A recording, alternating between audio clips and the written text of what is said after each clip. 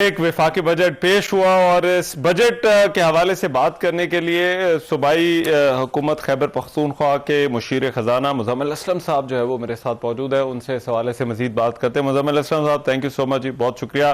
मुज़म्मिल असलम साहब, हुकूमत का दावा है कि हमने तनख्वाहदार तबके को जो है वो बड़ा रिलीफ दिया है, तो अपोजिशन पाकिस्तान तहरीक इंसाफ जो है वो किस तरह से इसको देखती है, ये रिलीफ को, टैक्स की जो कमी हुई है तनख्वाहदार तबके के लिए, इसको अप्रिशिएट करते हैं? दो चीजें मैं आपको एक बात बताता हूं कि एक तरफ अगर आपकी जेब में 10 रुपए डालें और 20 रुपए दूसरी तरफ से निकाल लें तो वो रिलीफ नहीं, डाका होता है या आंखों में मर्चे डालने होता है। आज बिलाशुबा हुकूमत ने जो है इनकम टैक्स में तनख्वाहदार को एक रिलीफ दिया है और कुछ बड़े कारोबारों को भी दिया है। मैं आपको बता देता हूं कि रिलीफ क्या है। पहले जो है 6 लाख तक जो है कोई टैक्स नहीं होता था, 6 लाख से 12 लाख तक 5% होता था। अब वो जो है 6 लाख से 12% वालों को सिर्फ 1% पे ले आया। तो ये एक बहुत, जिसे कहते हैं कि आप यूं समझ लें कि पहले जो है वो 30,000 रुपए उसको देने पड़ते थे अगले 6 लाख में, अब उसको रिलीफ दे दिया गया है, तो 2,000 रुपए महीने का एक रिलीफ मिला है। उसके बाद जिसकी आमदनी 12 लाख से 22 लाख के दरमियान थी, पहले उसको जो है 30,000 रुपए फिक्स देना होता था और 15% देना होता था अगले 12 लाख में। अब वो 6,000 प्लस 1% हो गया, 11% हो गया, तो उसमें भी 4% का रिलीफ दिया। आप यूं समझ लें कि ऑन एन एवरेज जो है, जो 6 लाख से 12 लाख कमाता है उसको महीने का 2,000 रुपए टैक्स का रिलीफ मिला है, और जो 12 लाख से 22 लाख कमाता है उसको महीने का 3,000 रुपए रिलीफ मिला है।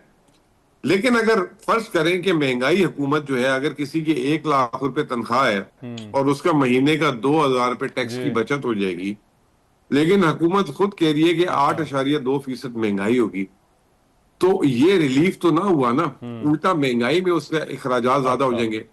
दूसरी बात आप ये देखें कि तनख्वाहदार के लिए 7% तनख्वाह बढ़ाई है, पेंशन 7% बढ़ाई है, और जो खुद हुकूमत कह रही है कि अगले साल का महंगाई का हदफ है वो 8.2% है। अगर हुकूमत का महंगाई का हदफ 8.2% है, तो लाजमन जो है महंगाई जो है उसको आप 15% कम अज कम समझ लें, तो लोगों की कुव्वत खरीद जो है वो उसमें कमी आएगी। लेकिन तो आपका ख्याल है इससे कोई बहुत ज्यादा फर्क नहीं पड़ेगा? लेकिन अमल साहब, जिन सेक्टर्स को रिलीफ देने का फैसला हुआ है उसको आप किस तरह से देखते हैं? जैसे प्रॉपर्टी है, आपको लगता है यही सेक्टर प्रायोरिटाइज होने चाहिए थे, या इसके अलावा भी हुकूमत कुछ और सेक्टर्स को भी जो है वो हुकूमत की तरजीह में वो शामिल होने चाहिए थे? देखें सर, जो जायदादों का रिलीफ, मैं रिलीफ नहीं कहूंगा, वो जो है एक बहुत, जिसे कहते हैं कि गलत टैक्स लगाया हुआ था, जिसकी वजह से मुल्क में जायदादों की जो है तबादला नहीं हो रहा था, यानी कि मुंतकिली इंतकाल नहीं हो रहा था। उसमें जो है कमी जरूर की है, लेकिन जो मैंने बजट स्पीच में पढ़ा है वो की है फाइलर के लिए, नॉन फाइलर के लिए नहीं की। नॉन फाइलर का तो रेट बहुत हाई है, लेकिन मैं नॉन फाइलर में मैं ये नहीं कह रहा कि खुदा ना खास्ता कि नॉन फाइलर को भी जो है रिलीफ दिया जाए। नॉन फाइलर एक कैटेगरी ऐसी है जो जिंदगी भर नॉन फाइलर रहेगी, यानी कि माली, कुक, मजदूर, चपरासी, ठीक है ना, आया, ये तमाम लोग, और ये हमेशा नॉन फाइलर ही रहेंगे क्योंकि उनकी आमदनी 40,000 50,000 है।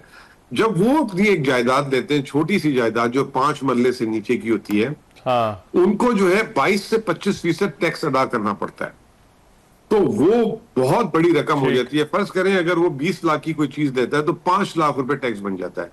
तो आज जो खैबर पख्तूनख्वा में हम जो एक मसला देख रहे हैं कि लोगों ने जो है इंतकाल कराना छोड़ दिया और स्टाम्प पेपर पे जो अपनी ट्रांजैक्शन कर लेते हैं।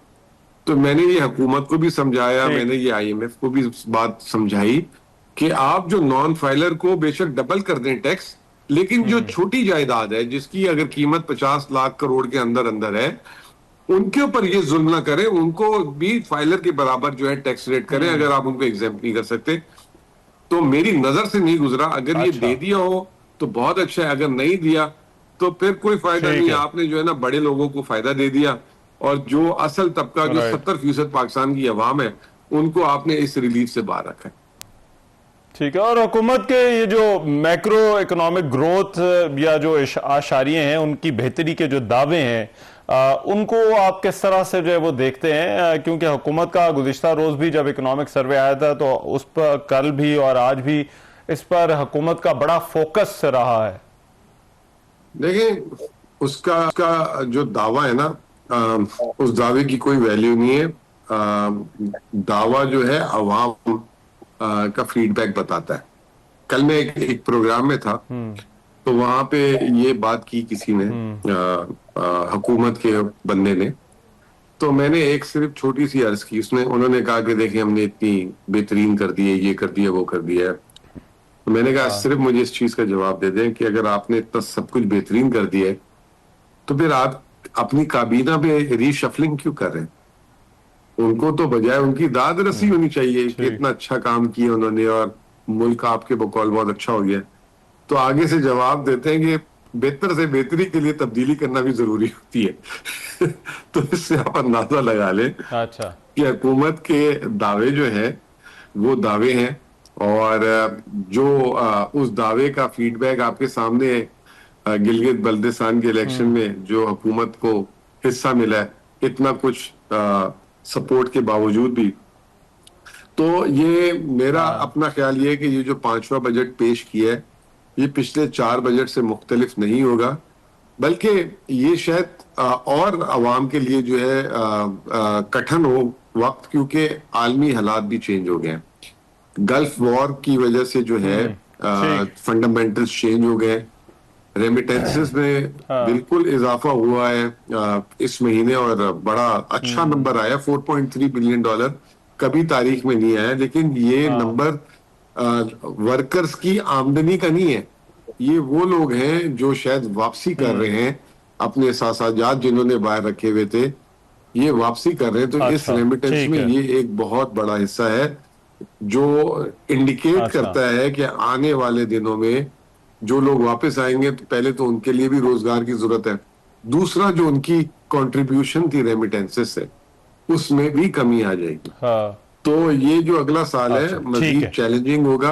और इस अभी जो हुकूमत खुद कह रही है कि खाद की कीमतें बहुत महंगी होने वाली हैं, तो अगला साल जो है ना, it will be the year of food inflation also. और दुनिया के जितने भी जरीदे हैं वो प्रेडिक्ट कर रहे हैं कि फर्टिलाइजर्स और इसकी वजह से जो है, और जो फ्रेट चार्जेस में जो इजाफा हुआ है, उससे महंगाई जो है वो बढ़ जाएगी। तो ये जो है, इसमें मुझे अफसोस है कि हुकूमत ने कहीं पे भी जो है उस चीज को आज की स्पीच में भी जो है वजीर खजाना को ये बात करनी चाहिए थी कि ये हमारा चैलेंज है, और उस चैलेंज को निपटने के लिए क्या स्ट्रेटेजी है वो कहीं नजर नहीं आई। ठीक है, राइट। बहुत शुक्रिया मुजम्मिल असलम साहब हमारे साथ मौजूद थे। एक ब्रेक, वापस आते हैं इस ब्रेक के बाद।